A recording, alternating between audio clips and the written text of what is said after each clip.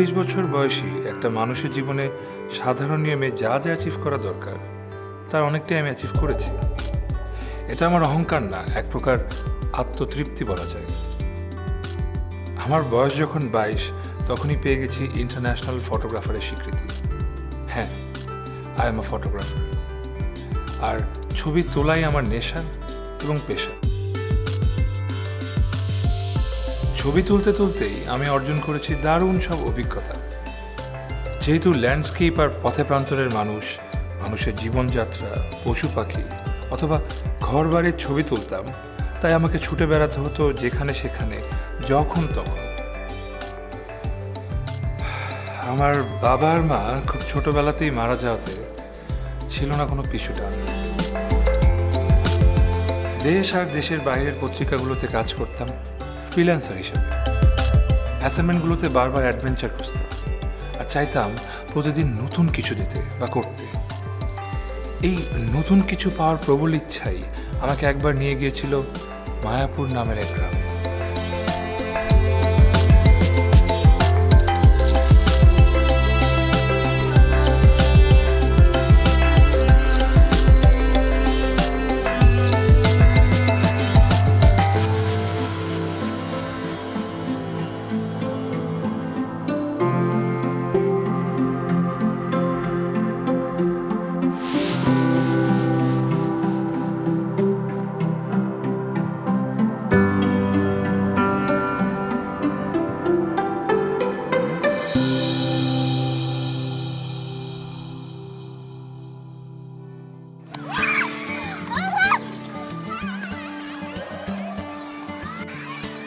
মায়াপুরে গিয়েছিলাম গ্রাম বাংলার মানুষের জীবনযাত্রার ছবি তুলতে আর তাদের মুখের ছবি মানে পোর্ট্রেট তুলতে।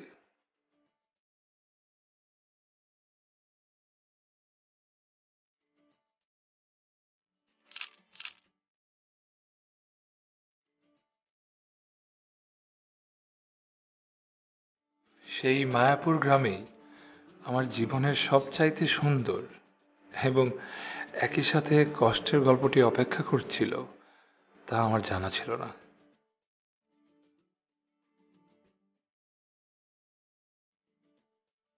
হ্যাঁ, আজ আমি আমার গল্প বলবো, আমার আর মায়াপুরের মায়ার গল্প বলবো।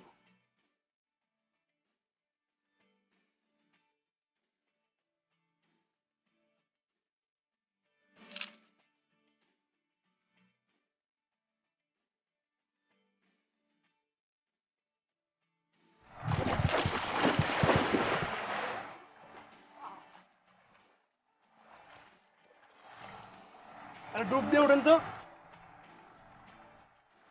উঠেন। আচ্ছা মামা, মায়াপুর গ্রামটা কোন দিকে? এদিকে। এদিকে? জি। ঠিক আছে, thank you.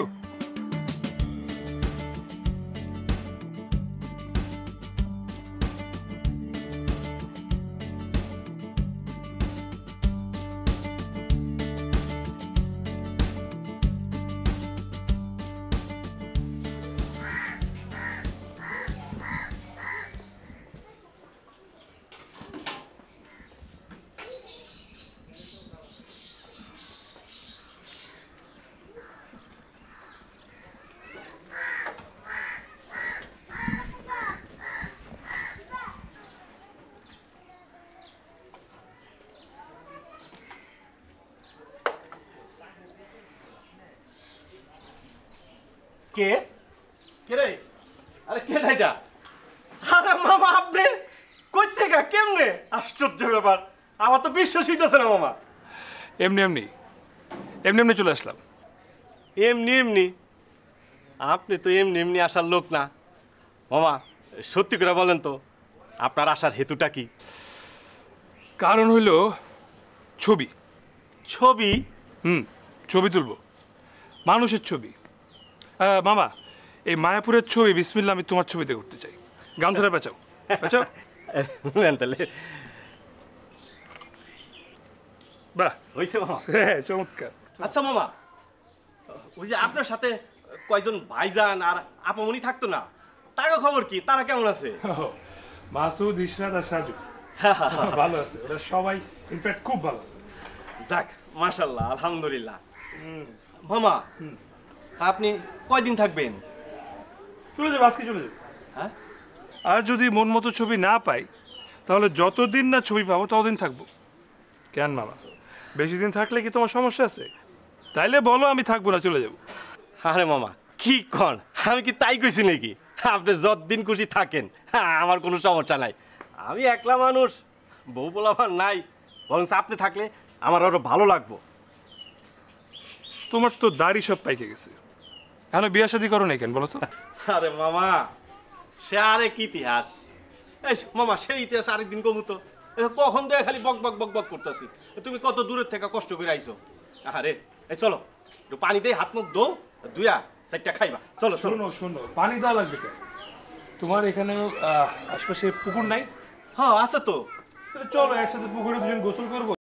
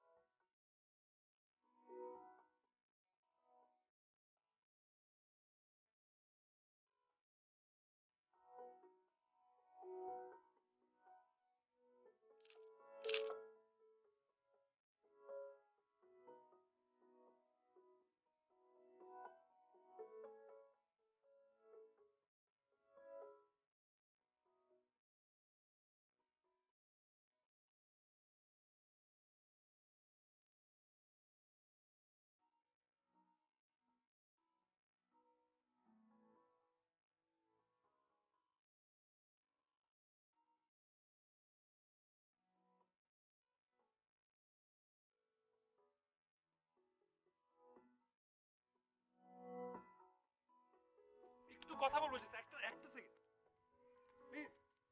Excuse me. Hello, আরে জাস্ট কথা বলবো, একটু দাঁড়ান। আহ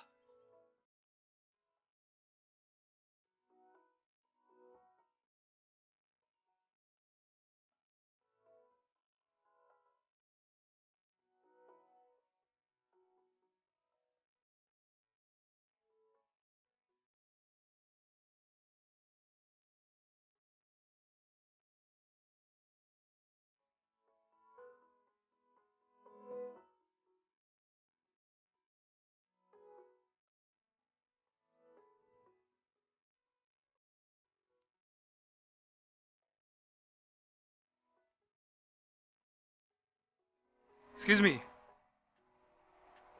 আমি একজন ফটোগ্রাফার। গত কয়েকদিন আপনার বেশ কিছু ছবি তুলেছি, খুব ভালো এসছে। আপনি যদি অনুমতি দিতেন তাহলে আর কয়েকটা ছবি তুলতে চাই আমি। ছবি তোলা পাপ?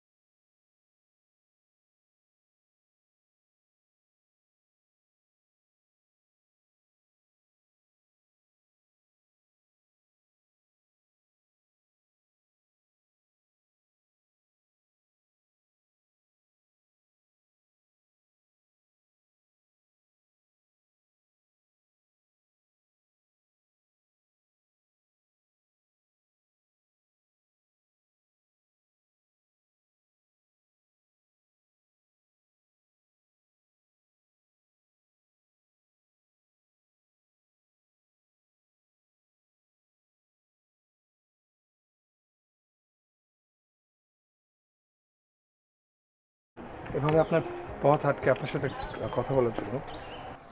হয়তো আপনি এতে খুব বিরক্ত বোধ করছেন অথবা অস্বস্তি ফিল করছেন, সেই জন্য আমি সরি। কিন্তু আমার আসলে কিছু করার ছিল না এছাড়া, সেই জন্য এই কাজটা করতে হচ্ছে। আবারও আমি সব কিছুর জন্য সরি, খুব খুব বেশি সরি। এই এই খামটা একটু নেবেন। এই খামের ভেতর আমার তোলা আপনার কিছু ছবি আছে। আপনি নিজে কতটা সুন্দর সেটা আপনি হয়তো নিজেও জানেন না।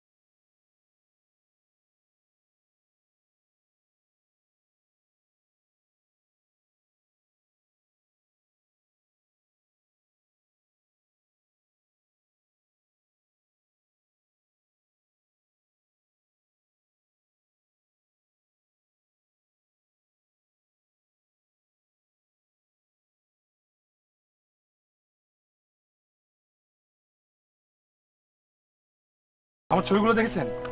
বলেন তো ছবিগুলো কেমন হয়েছে? মানে আমার ছবি নিয়ে যদি কেউ কমেন্ট করে আমার কিন্তু খুব ভালো লাগে, আর যদি ভালো কমেন্ট করে তাহলে মন ভালো হয়ে যায়। নেগেটিভ কমেন্ট করলেও সমস্যা নেই, ওটা আমি হজম করে নিতে পারি। সো বলেন, খুশি হব নাকি হজম করব? আমি আপনাকে আমার ছবি তুলতে দিব, কিন্তু আমার ছোট্ট একটা শর্ত আছে। ছবি তুলতে হলে আমাদের বাড়ি থেকে একটু দূরে গিয়ে তুলতে হবে, দরকার হলে গ্রামের বাইরে কোথাও, যাতে আমার বাড়ির কেউ না দেখে। এখন আপনি বলেন, আপনি আমার শর্তে রাজি? রাজি, অবশ্যই রাজি, আলবত রাজি। আপনি বলেন কবে থেকে ছবি তুলবো? আপনি যখন চান। আজ না, আজকে একটা কাজ আছে। কাল থেকে। কাল মানে কাল। জি, কাল। আমি তাহলে এখন আসি। Thank you, thank you so much.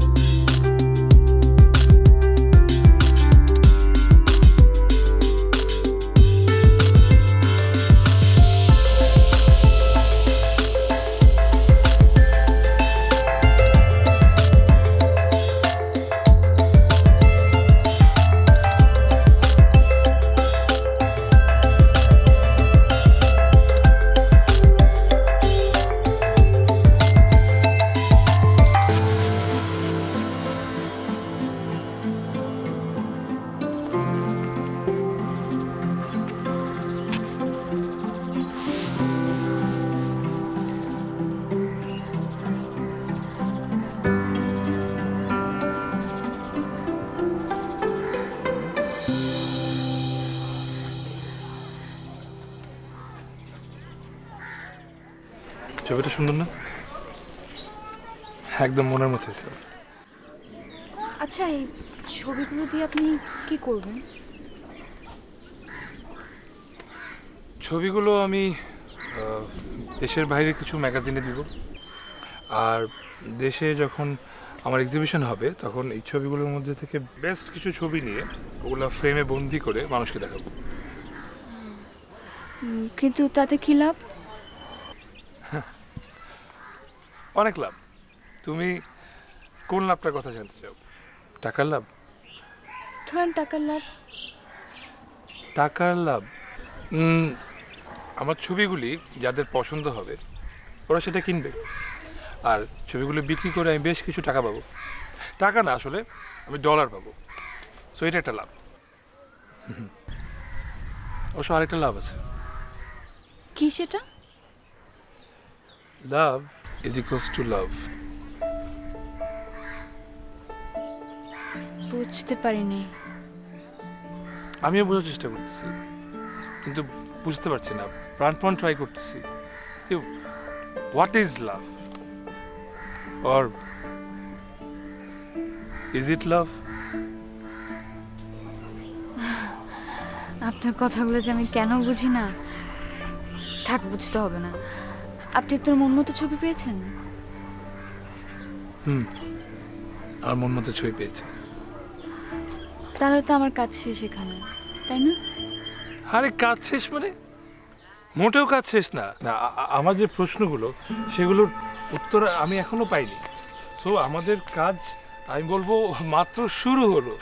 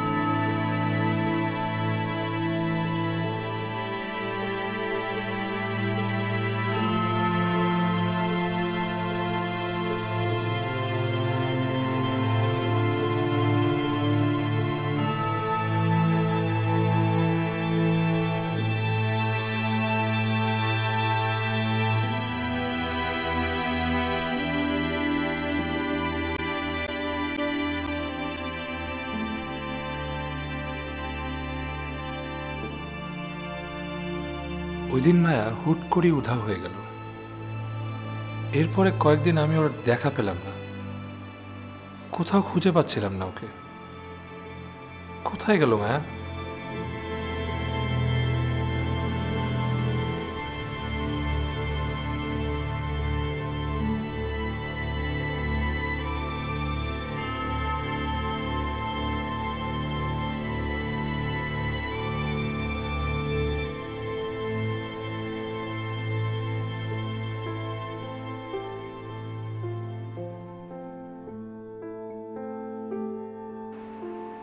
কেমন যেন একটা অস্থিরতা ভর করলো নিজের উপর। ফটোগ্রাফি বাদ দিয়ে শুধু মায়ের খোঁজে ব্যস্ত হয়ে গেলাম। মনে শুধু একটাই প্রশ্ন, কোথায় গেল মায়া? কি হলো মায়ার?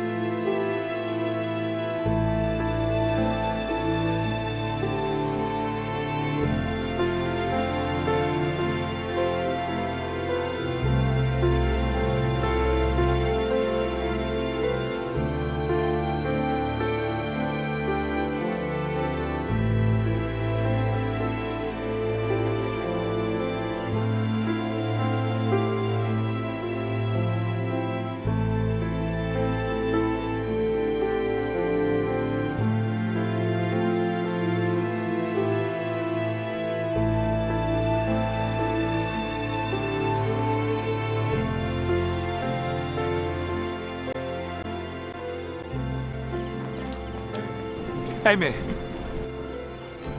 তুমি কোথায় ছিলে এতদিন? তুমি জানো না আমি তোমার জন্য কিভাবে অস্থির হয়ে অপেক্ষা করছিলাম? আর তুমি ওই দিন না বলে চলে গেল কেন এভাবে?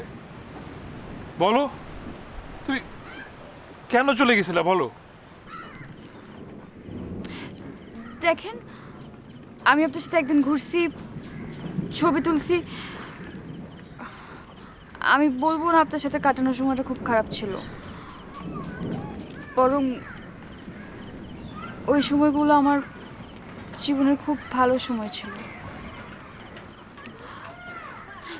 কিন্তু ওটা না, হঠাৎ করে আমার মনে হলো আমি যেটা করতেছি সেটা ঠিক না, ভুল। আমাকে তো এইসব মানায় না। কোথায় আপনি, কোথায় আমি? আপনার ছবি তোলার দরকার ছিল, তুলছেন, শেষ। এর বেশি আর কিছু না। শেষ মানে? শেষ কিভাবে বলতে পারো? আমি তোমাকে ওদিন বললাম না মাত্র শুরু। এখন যখন আমি আমার সব প্রশ্নের উত্তর পেয়ে গেছি, তুমি কেন বলতেছো শেষ? শেষ না। কিসের প্রশ্ন, কিসের উত্তর? এতদিন আমার নিজের কাছে প্রশ্ন ছিল যে আমি কি তোমাকে ভালোবাসি কিনা বা তোমার প্রেমে পড়ে গেছি কিনা। এখন আমি আমার উত্তর জানতে পেরেছি। হ্যাঁ, আমি তোমাকে অনেক ভালোবাসি, সারা জীবন তোমার সাথে থাকতে চাই। মনে হয় না আমি এই জীবন তোমাকে ছাড়া কাটাতে পারবো। কিন্তু এখন আমার প্রশ্ন তোমার কাছে, তুমি কি এক চিমটি পরিমাণ আমাকে একটু ভালোবাসো, নাকি এই পুরোটা আমার একটা ভুল ধারণা, বা পুরোটাই ওয়ান সাইডেড? তোমার কোনো কিছু নেই আমার প্রতি। জাস্ট একটাবার আমাকে একটু তোমার উত্তরটা দাও, আমার এটা খুব জানা দরকার। তুমি জাস্ট বলো, এখনই দিতে হবে না, কোনো তাড়াহুড়া নাই, তুমি সময় নিয়ে দাও, কিন্তু তুমি আমাকে বলো, একটাবার বলো প্লিজ, তুমি আমাকে ভালোবাসো কিনা? আমি এই বাড়ি যা, যা।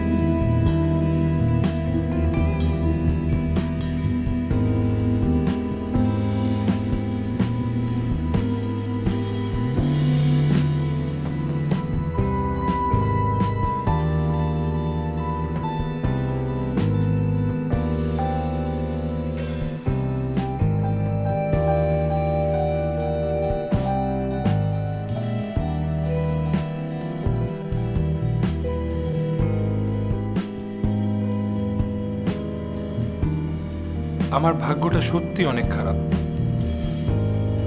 যেদিন অনেক কষ্টে ওকে বলতে পারলাম যে আমি ওকে ভালোবাসি, ওকে আমার সারা জীবনের জন্য চাই, ঠিক সেই দিনই সেই জায়গায় সেই মুহূর্তে ওর ভাই উপস্থিত। হায় রে আমার কপাল।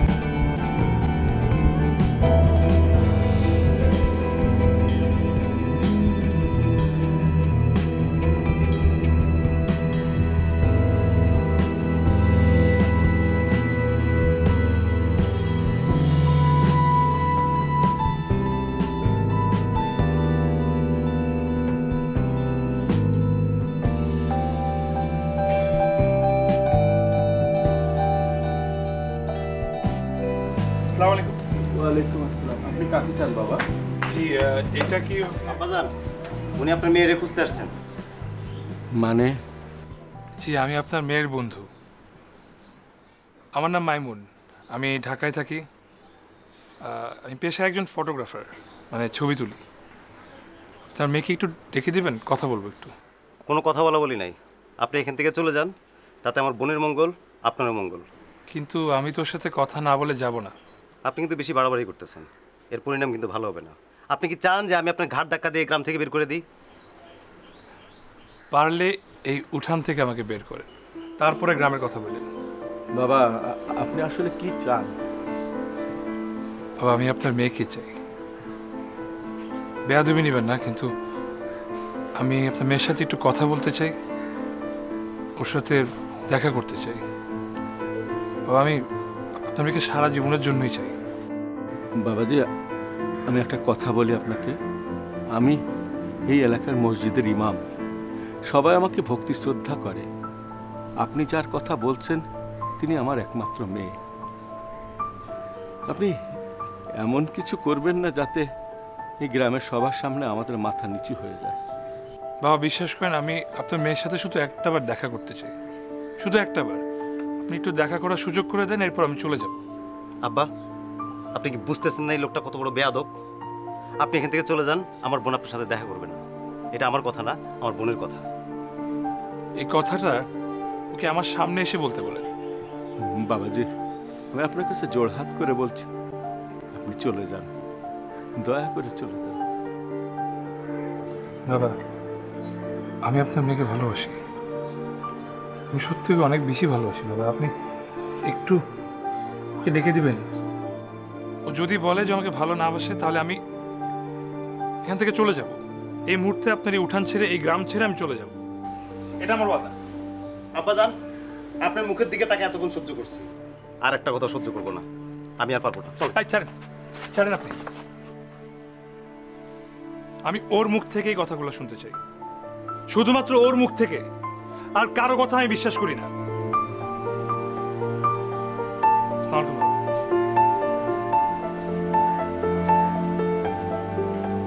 কত বড় বেয়াদব দেখছেন? বেশরীয়তি কাজ করে, ক্যামেরা দিয়ে ফটো তোলে।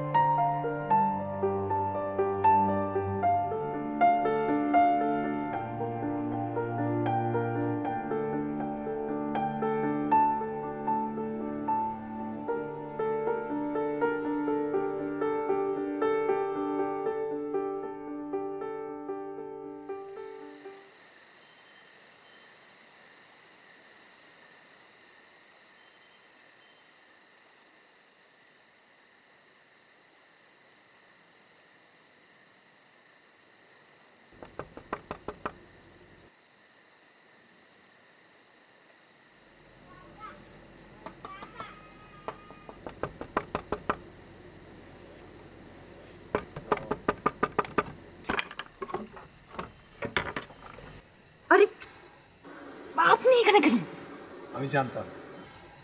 আমি জানতাম তোমার ভাই মিথ্যা কথা বলছে। তুমি আমার সাথে দেখা করতে চাও না, এটা আমি একবারও বিশ্বাস করিনি। তো আমি তোমার মুখে একটাবার শুনতে চাই, তোমাকে ভালোবাসো।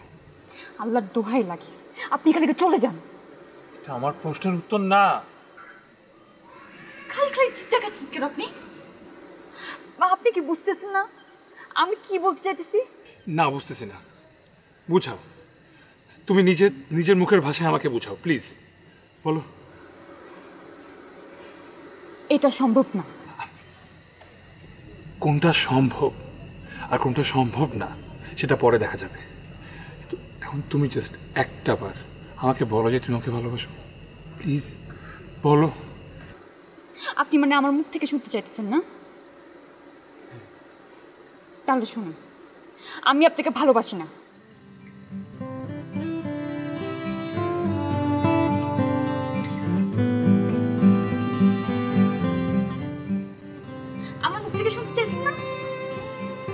শুনছেন তো, শান্তি পাইছেন? এখন এখান থেকে চলে যান, আর আল্লাহর বাস্তে এখান থেকে না, এই গ্রাম থেকে চলে যান,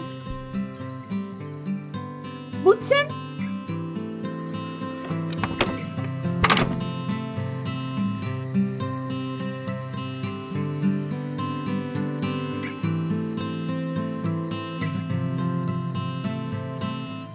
স্বপ্ন তুমি চোখের প্রান্ত থেকে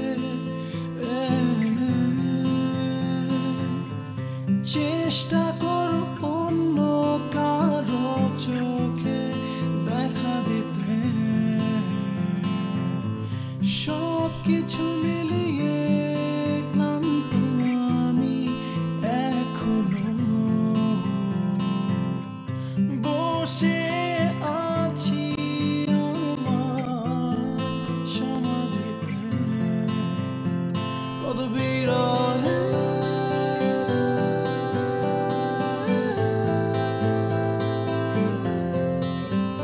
চেনা কবিতা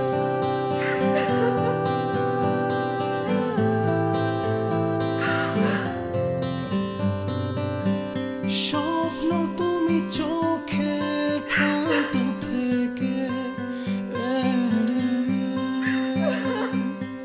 চেষ্টা করো অন্য কারো চোখে দেখা দিতে,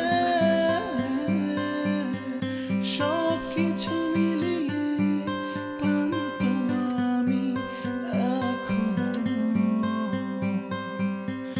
বসে আছি আমার সমাধিতে।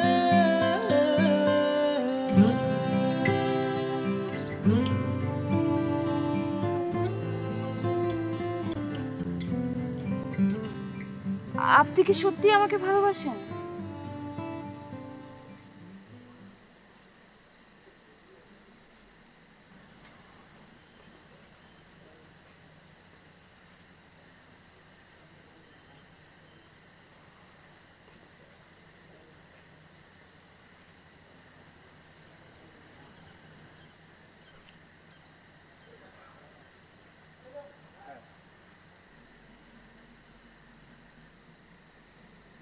হ্যাঁ,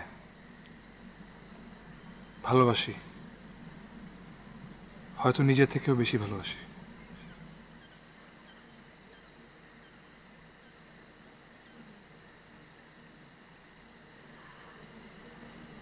সবকিছু করতে পারবেন আমার জন্য? সব করতে পারবো, সব কিছুর বাইরেও যদি কিছু থাকে সেটাও করতে পারবো। সারা জীবন একসাথে থাকার মানে বুঝেন? না, পুরোপুরি বুঝি না, কিন্তু বুঝতে চাই, তোমাকে সাথে নিয়ে বুঝতে চাই। আপনি কি পাগল? হ্যাঁ, পাগল। সত্যি বিয়ে করবেন আমাকে? হ্যাঁ, করব। কখন? যখন তুমি বলবা। তুমি যদি বলো এখন বিয়ে করতে হবে, তাহলে এখন বিয়ে করবো। আপনি এমন কেন করতেছেন? কারণ আমি তোমাকে ভালোবাসি, অনেক অনেক বেশি ভালোবাসি। তুমি এখন প্লিজ একটাবার বলো তুমি আমাকে ভালোবাসো। তুমি এত দূর চলে আসছো, তুমি এখন বলবো না, একটাবার বলো প্লিজ। বাসি, ভালোবাসি।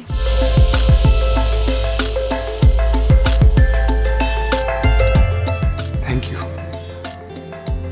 Thank you, thank you, thank you আল্লাহ, থ্যাংক ইউ। চলো পালাই, বিয়ে করবো। আমি তো আমি তুমি কিচ্ছু না। তুমি আমাকে ভালোবাসো, আমি তোমাকে ভালোবাসি, আর কিচ্ছু জানতে চাই না। আমরা আজকে বিয়ে করবো, প্রয়োজন এক্ষুনি বিয়ে করবো। চলো। আচ্ছা, তোমার নামটা আমি এখনো কেন জানি না। তোমার নাম কি? মায়া। বাহ, কি সুন্দর নাম, মায়াপুরের মায়া। চলো মায়া।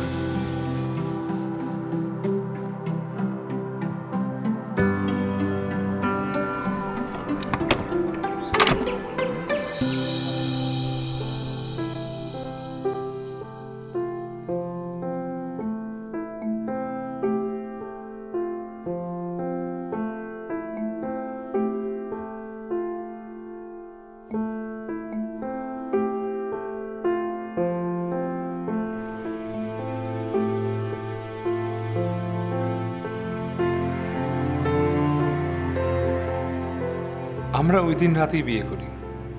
তার পরের দিনই আমি আর মায়া মায়াদের বাড়িতে গিয়ে উঠি। আশা ছিল মায়ার বাবা আর মায়ার ভাই আমাদের হয়তো মেনে নেবেন, কিন্তু তারা আমাদের তো মেনে নেননি, বরং মায়াকে তারা ত্যায্য করে বসেন।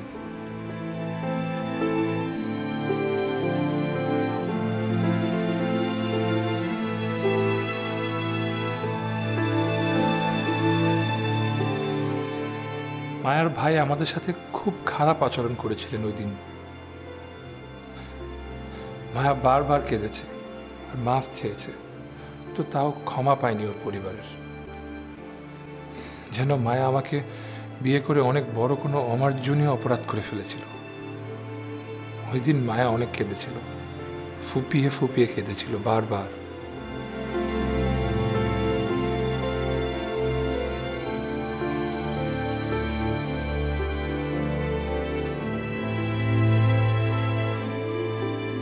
ওই দিন মায়াদের পরিবারে আমরা জায়গা না পেয়ে ফিরে যাই ঢাকায়। এরপর কেটে যায় একে একে 3টি বছর। আমি আর মায়া মায়ার বাবা আর ভাইয়ের সাথে বারবার যোগাযোগ করেও কোনো সাড়া পাইনি। মায়া যখন ওর পরিবারের কথা মনে করে বারবার কাঁদত, আমি তখন ওকে বলতাম, দেখো, মায়া একদিন তার পরিবার ঠিকই ফিরে পাবে, পূর্ণ হবে তার পরিবার। মায়া আমার এই কথা শুনে হাসতো, যেন ভুলে যেত সব কষ্ট, সকল না পাওয়ার বেদনা।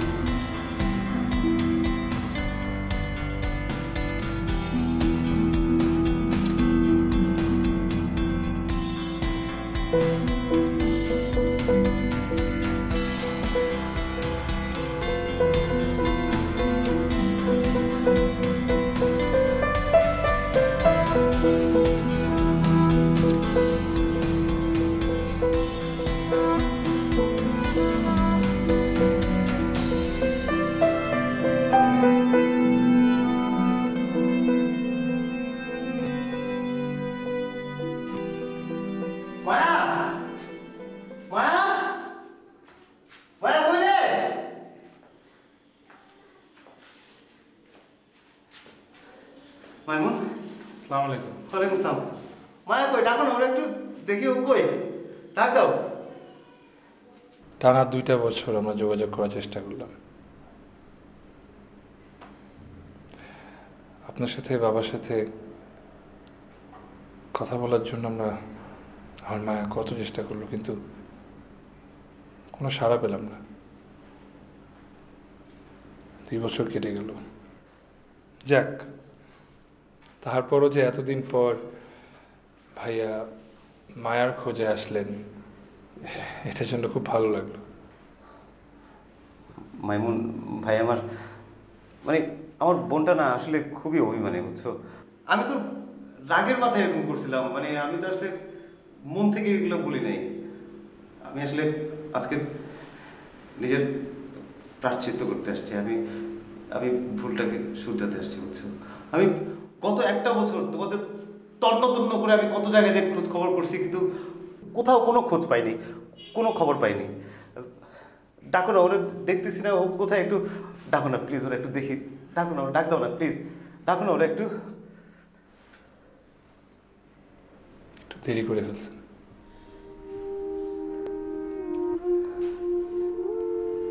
আমাদের বিয়ের 2 বছর পর পর মায়ের ব্রেন টিউমার ধরা পড়ল। আমি আপনাকে আর বাবাকে যোগাযোগ করার চেষ্টা করলাম, কিন্তু আমার হাতে সময় খুব কম ছিল। আমি মায়ের পাশ থেকে একটা মুহূর্তের জন্য সরতে চাইনি। মায়ের যখন ব্রেন টিউমার ধরা পড়ল তখন ও প্রেগনেন্ট। একটা সময় এরকম হলো যে আমাদের সন্তান বাঁচবে নাকি এটার কোনো গ্যারান্টি ছিল না। আমার মায়া জীবনের সাথে যুদ্ধ করে যাচ্ছিল সন্তান বাঁচানোর জন্য।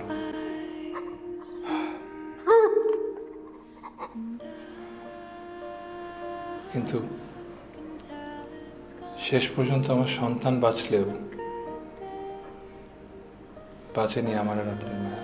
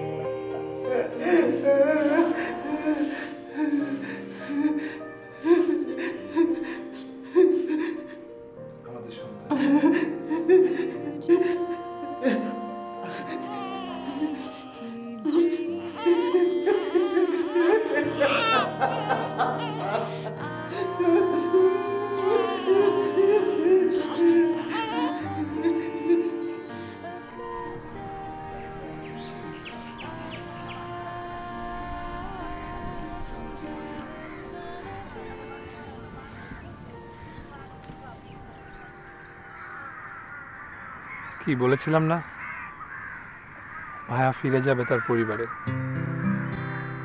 পূর্ণ হবে তার পরিবার। তুমি তোমার কথা রেখেছ, ধন্যবাদ। তুমি থাকলে ব্যাপারটা আরো শ্রেষ্ঠতর হতো।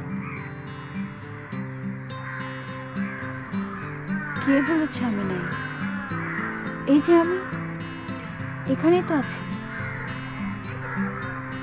তাই তো, তুমি তো আছোই প্রতিক্ষণে এখানে, একেবারে এখানে।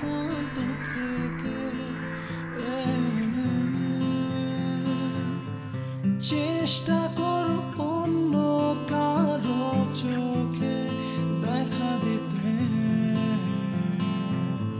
সব কিছু মিলিয়ে ক্লান্ত আমি এখনো বসে আছি আমার সমাধিতে, কত বিরহে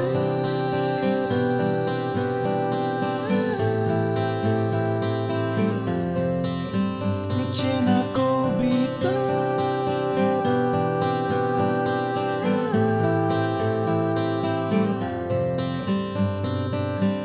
স্বপ্ন তুমি চোখের প্রান্ত থেকে, চেষ্টা করো অন্য কারো চোখে দেখা দিতে, সব কিছু মিলে